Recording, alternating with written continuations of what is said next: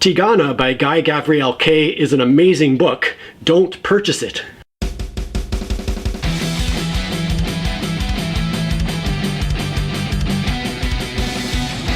Specifically, don't pick up the 30th anniversary edition. I had that edition, I was reading through it, and all of a sudden I got to a page that was completely blank. And I thought, oh, did they just miss a page and continue the sentence on the following page? But nope, it was an entire page of text that was missing. So I started flipping through the book, found another missing page, and another one, and another one. I found 4 altogether that were just simply not printed. So I went on Google, and sure enough, this is a known issue with the 30th anniversary edition, which makes me wonder, why are they still selling it? Why are they selling a defective book that's missing 4 pages? So I had to return my 30th anniversary edition and pick up this one instead, which is, I guess, the normal edition. And so I would tell you to not support a publisher that sells known defective books, but it was so good. And it was a Kay book that finally got me back on board with his writing after a couple of disappointing experiences. I mean, Kay is one of my favorite authors. He's written my favorite high fantasy trilogy of all time, the Fiona of Our Tapestry. He's written the Sarantine Mosaic, which is a duology that is amongst my top 10 favorite books of all time. And he's written The Last Light of the Sun, which is one of my favorite standalone fantasy novels. But then I got to a couple of others more recently. If you've been following along with my videos, you know that I've been disappointed with the last couple I've read from him. So I was all the more happy that this was such a hit with me. Tigana did come highly recommended by a couple of different booktubers. In particular, the booktubers Q&TG. I think TG said his favorite book is Tigana, his #1 book of all time. So him and at least one other person I saw were really raving about it. Now, if you are interested in books at all, you got to check out Q&TG. Their booktube channel is just so good. The two of them together have such a great dynamic, and it's always so entertaining to watch their stuff. So go check them out, subscribe to them if you haven't. They're definitely worth watching. But yeah, there were a couple different people who really spoke very highly about Tigana, so I had high hopes for it, and they were not disappointed. The story of Tigana takes place on a large peninsula that's divided up into 8 separate nations. And prior to the events of this book, 2 different powerful invaders from overseas came in and one by one conquered these nations on the peninsula until they had essentially divided up the 8 nations between the 2 of them, with one exception that was kind of a holdout. So these 2 conquerors had come in and had taken over all these nations, and in the process they had attempted to erase the culture and the languages of the peoples that were dwelling there prior to their arrival. For the conquered indigenous folks, they were doing their best to keep the memory of their cultures alive, sometimes through art and music. And I like what it says about art very early on in the book. We have a quote that says, "If anything lasts for any length of time after us, it will be art such as yours, our books and music." This was also a primary theme in the previously mentioned duology, the Sarantine Mosaic, that I really enjoyed, which that 2-part series was about a mosaicist who made these huge elaborate mosaics in cathedrals and whatnot, and had a lot to say about the role of art in society. So the mention of art and its importance again in this book was interesting in the context of trying to keep a culture alive, trying to keep memories of a people going. Guy Kay mentions in the afterword to the novel the fact that he was inspired by a couple of real-world nations and people. He gave examples of the Welsh in the UK and French Canadians in Canada, which brings it close to home for me, being Canadian. People who still today fight to maintain their language and their naming conventions and not get swallowed up by the English world that surrounds them. Of course, the whole modern history of Canada is based on the fact that the Europeans came in and annihilated the indigenous peoples that lived in this country prior to their arrival, and did the same thing, attempted to erase their culture, their language, their customs, their religions, and succeeded in doing so for the most part. So it's a very interesting environment in which to write a book. The plot itself has a lot to do with this. It follows a group of people who really want to do something about the fact that they are living under the tyrannical rule of these conquerors, they want to do something to get their own identity back again. And so without spoiling anything else, that's kind of the general gist of what the characters are striving towards in Tigana. Oh, Guy Kay also mentions that there is a very specific location and point in history that he modeled the nations in this book after. He said that the peninsula is modeled on early Italian Renaissance history with all the feuding city-states that was happening in what is now the nation of Italy. The characters in the book bring up the fact that it was the fact that the 8 nations on the peninsula, the fact that they were all warring amongst each other and had such adversarial relationships that allowed these 2 conquerors to come in and take over their nations, because they were so busy fighting with each other that they could not unite to repel this invading force. And so that is kind of a theme that is woven throughout this book, the theme of unity and working together against evils, as opposed to the petty squabbling that happen amongst ourselves, which obviously is so relevant in today's day and age. Whether you're talking our political system, where the people in power love to have us factionalize and fight against each other because it gives the ultra wealthy the chance to have power over us and to rule our nations. And then on an economic level, we have a capitalist structure where the wealth is constantly flowing upwards to a few very wealthy corporations and individuals, and the base of poor people is just getting ever larger and larger as time goes by. And as long as we can keep squabbling amongst each other and not unite against what is happening, the wealthy few can continue to get away with what they're doing. So these themes definitely carry through to parts of modern life, which I thought was very interesting. Here are a couple of quotes from the book that sort of support these ideas. This first one here references one of the 2 conquerors of the peninsula. This fellow was named Alberico. The other fierce conqueror, who's a sorcerer, was also named Brandon. Brandon the Conqueror. I thought that was kind of funny. Anyhow, here's what this passage says. "You need it explained," the Cardew murmured, his eyes wide in mock surprise. "Well now, why in the name of your gods or mine or his should Alberico, the Conqueror, bother trying to enslave you?" He jabbed a bony finger towards the traitor who'd started all this. "If he tried that, my guess is there's still enough manhood in the Eastern Palm, barely, that you might take offense, might even rise up." He said that last in an exaggerated parody of a secretive whisper. He leaned back, laughing again at his own wit. No one else did. Itochio looked nervously at the door. "On the other side of the coin," the Cardew went on, still chuckling, "if he just slowly squeezes you dry with taxes and duties and confiscations, he can get to exactly the same place without making anyone mad enough to do anything about it. I tell you, gentlemen," he took a long pull at his beer, "Alberico of Barbadior's a smart man." Does that not feel familiar?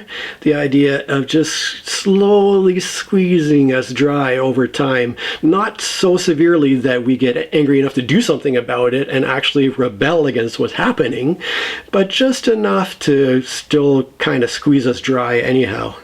Yes, I'm getting political, but this book is all about the politics of it, so I thought it was interesting. Here's another one that talks about the idea that people in general maybe felt a little safer under the tyranny of foreign rule.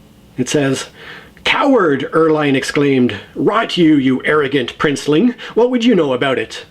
"Only what you have told us yourself," Allison replied grimly now. "Safer roads, you said. One government where you might have wished for another." He took a step towards Erline as if he would strike the man, his composure finally beginning to break. "You have been the worst thing I know, a willing subject of 2 tyrants. Your idea of freedom is exactly what has let them conquer us and then hold us. You called yourself free? You were only free to hide and to soil your breeches if a sorcerer or one of their trackers came within 10 miles of your little screening spell. You were free to walk past death wheels with your fellow wizards rotting on them, and free to turn your back and continue on your way." The idea of getting used to the status quo and becoming comfortable in it is kind of what's being pointed out here. So I don't want to spoil anything, so I'm not going to dive too deep into this, but the themes, as you can tell, are really quite interesting. Now, the writing style itself is, I guess, typical Guy Kay in that It's a little bit melodramatic and flowery, but in the context of high fantasy, it really works and really helps draw you into this sort of ancient magical setting. Here are a couple of examples of what I mean by the writing style. Porena, Sandre would murmur, concentrating, his bony, gnarled hands clasped together. Indolongi.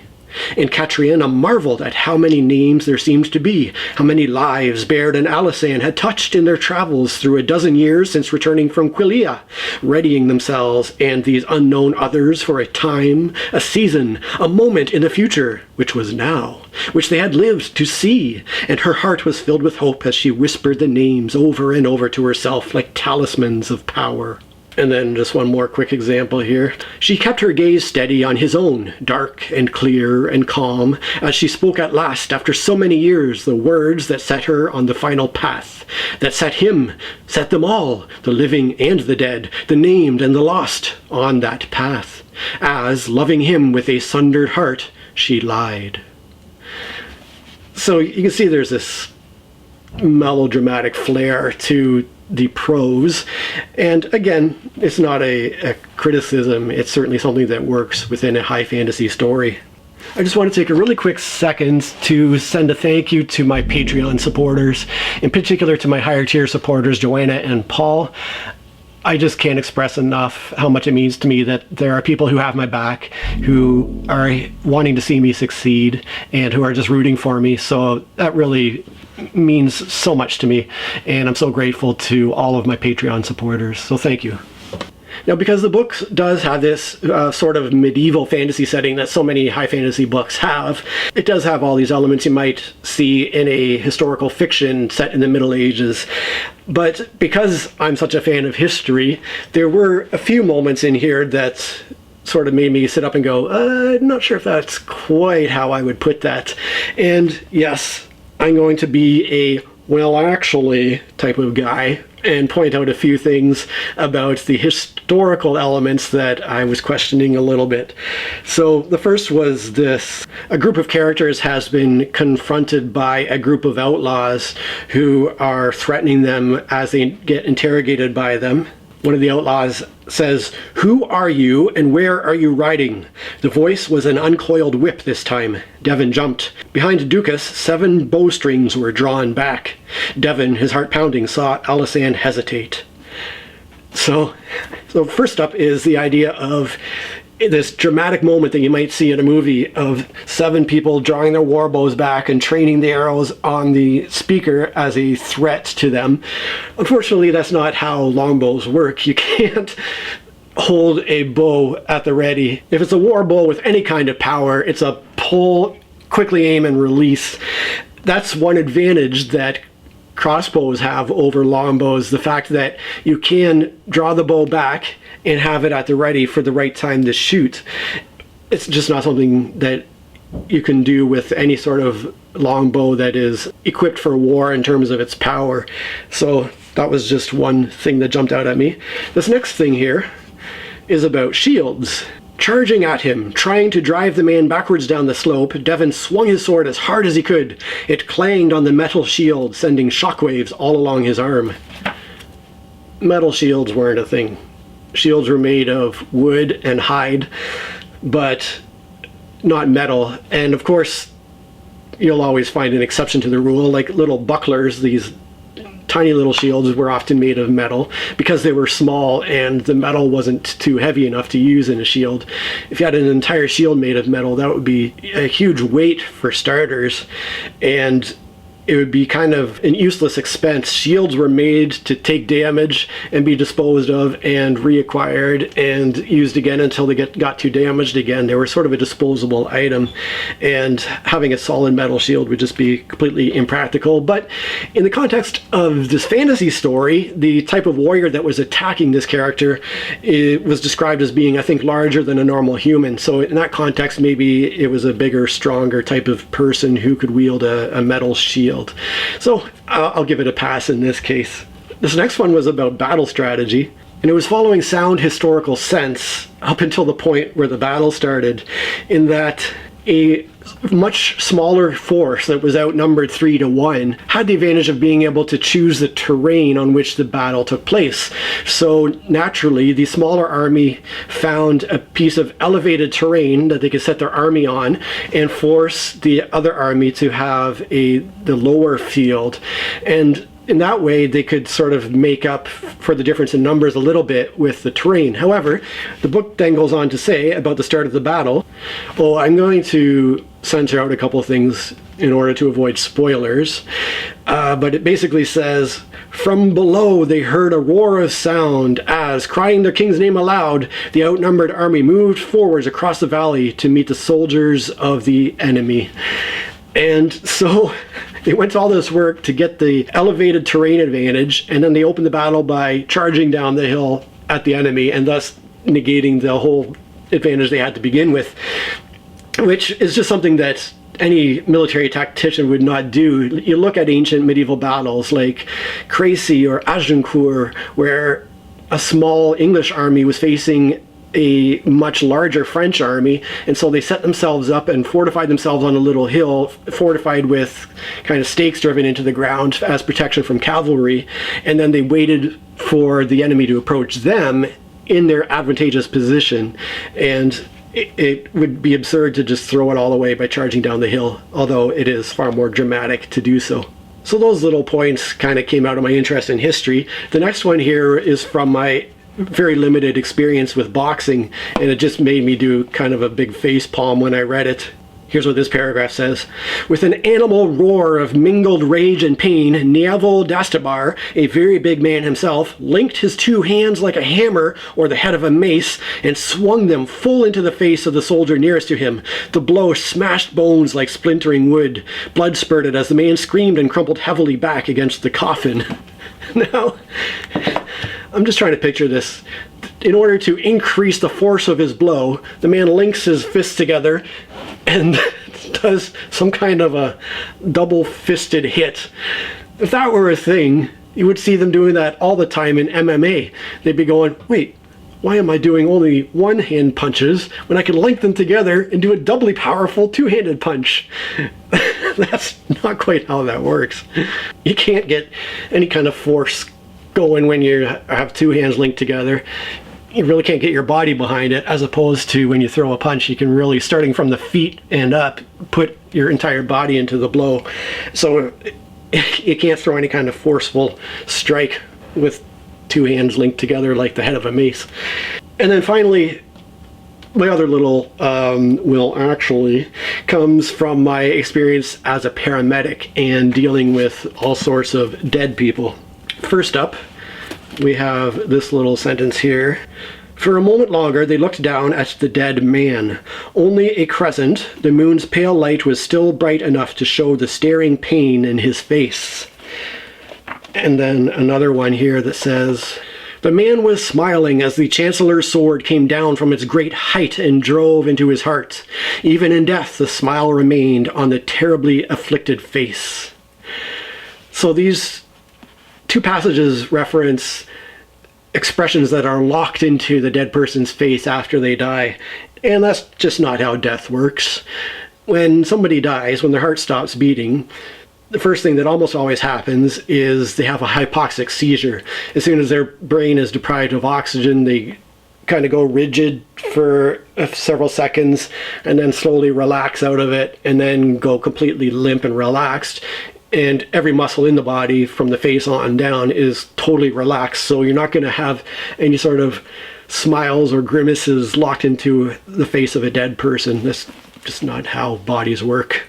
So again, this is a great book. These are all just little niggles that I had because of my various experiences in different things. There were a couple of things that did bother me significantly, though, one in particular, and that is the fact that two of the characters, a brother and a sister, had an incestuous sexual relationship that was absolutely unnecessary in terms of the plot or anything to do with the book in general. They could have had a normal, loving brother-sister relationship without the other stuff added, and absolutely nothing would have changed about the book. It was not done to add anything. I don't know why the author chose to have these brother and sister have an incestuous relationship. It really left a bad taste in my mouth for really seemingly no reason at all. I can't see any reason from the point of view of a plot that these characters had to have that kind of relationship. So that was a little off-putting. The other thing was, and again, this comes from the fact that it is, although fantasy, set in a historical medieval time period, as a result, a gay character had a rough time because of his sexuality. And it was in fact referred to as a perverse sexuality, the fact that he was gay, which I wish that, being a fantasy book and all, they could have maybe been a little more kind to the gay character in that sense. It could be argued in this case, though, that it was kind of necessary for certain elements of the plot. I just feel bad for any gay person who might be reading this and reading it described as perverse sexuality. It would have been nice if there was a better way to frame that, but again, it sort of goes along with some things that happened in the plot, so it didn't disturb me as much as the whole incestuous thing. Now, there were some things that jumped out to me in a very positive sense, too. For instance, here is a very relatable description of depression. Many in the city had gone mad that year. Others had fled, taking their children away to try to shape a life far from the burning, of the memory of burning, of hammers smashing into the statues of the princes in the long-covered loggia of the palace by the sea. Some had withdrawn so far into themselves, a madness of another kind, that only the merest spark was left within to make them eat and sleep and somehow walk through the waste spaces of their days. That hits far too close to home for how my life has been for the past year. Only the merest spark is left within to get them to eat and sleep and get through the bare necessities of their days. That is something I relate to on a deep level at the moment. On the flip side, there was quite a humorous little sentence here. It's talking about an innkeeper who gets caught up in some excitement and forgets to water down the drinks that he's serving to his customers. It says, "So brisk was his trade that the excitable proprietor of the Paleon began inadvertently serving full measures of liquor in the laced calves being ordered in profusion. His wife, of more phlegmatic disposition, continued to short measure all her patrons with benevolent lack of favoritism."